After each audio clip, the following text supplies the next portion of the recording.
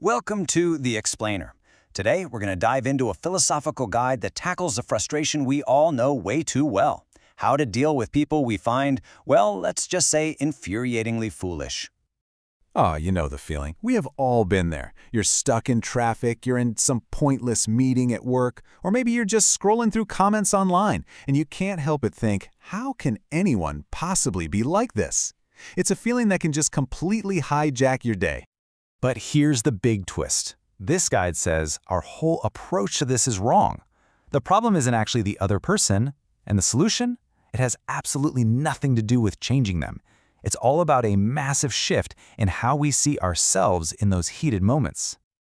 Okay, so first things first, we have to understand the immediate danger here. The source material is really clear on this. The second you decide to engage with foolishness on its own terms, you've already walked right into a trap. The source calls this the contagion effect, which is a fascinating idea. It suggests that stupidity isn't just a passive thing, like a lack of intelligence. Nope. It's an active force that can actually drain your own reason. It knows just how to push your buttons and bait you into saying or doing something just as foolish. And this happens in a super predictable way, kind of like stepping into quicksand. So first, you see something that just completely violates your standards. Then comes that hot surge of anger, right?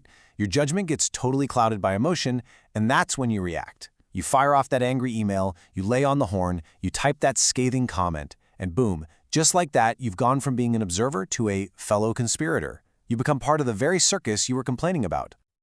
So if getting involved is a trap, what about our natural instinct to just fight back? To correct them, to argue, to prove them wrong?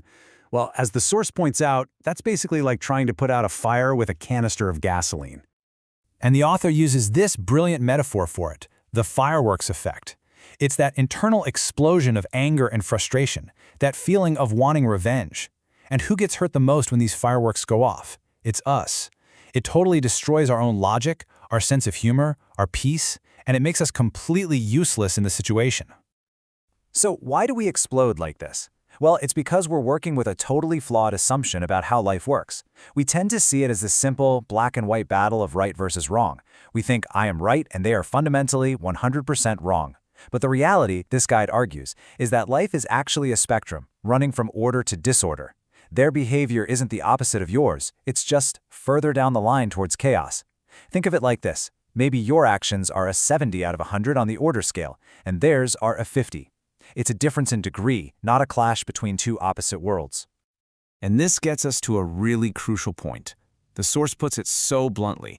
You are not their mentor. It is not your job to fix them. The moment you try, you've just become their co-star in all the drama. Your real power isn't in changing the person, it's in changing the situation. And most of the time, that just means changing your own role in it. Okay, this brings us to what I think is the most powerful idea in this entire guide. This is the mental flip that can turn these incredibly frustrating moments into something completely different. I really want you to let this quote sink in for a second. Stupidity has no spectators, only accomplices. What that means is, if you see it and you react to it, even just internally, you're not some innocent bystander watching a play. You are on the stage. You're participating in the act. Your reaction, your judgment, your anger, it makes you part of the whole dynamic. So if you're not a spectator, what are you? This is the turning point. The guide asks us to completely reframe the situation. That person isn't your enemy. They aren't just a nuisance. They are a test. They are an opportunity, handed to you on a silver platter, to actually practice the wisdom and the patience and the values you claim to have. And this idea connects to this amazing philosophical concept expressed in the phrase "zai shishang molian." It basically means to polish or temper yourself through real-world events.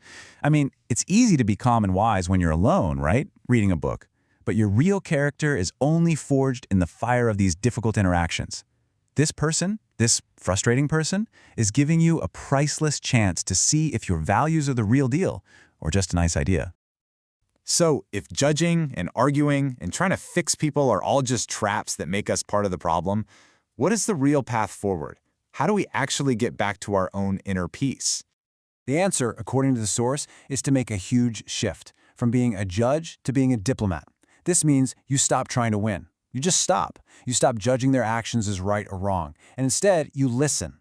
The author calls it listening for their song of sorrow, the pain or fear or unmet need that's hiding behind all that frustrating behavior. Instead of lecturing them, you share your own experience, your own story. The goal becomes simply to reduce harm and maybe restore a little connection, not to prove who's right. And that right there is the new endgame. The objective is no longer to win some argument or change someone's mind. That's an external battle you'll probably lose anyway, and it's going to cost you your tranquility. The new goal is much simpler and much more important: to win the internal battle for your own peace of mind. And this all boils down to a timeless piece of wisdom captured in the saying, 君子求诸己. It means that a true master, a person of real character, seeks answers from within. When they're faced with chaos, they don't look outward to blame and correct everyone else. They look inward to adjust and to grow. The whole solution is right inside you. So let's end with this. The next time you find yourself in that situation, gritting your teeth at someone's apparent foolishness, remember that the real challenge has nothing to do with them. The real question is a choice, and it's a choice you have to make for yourself. Who are you going to try to change? Them or you?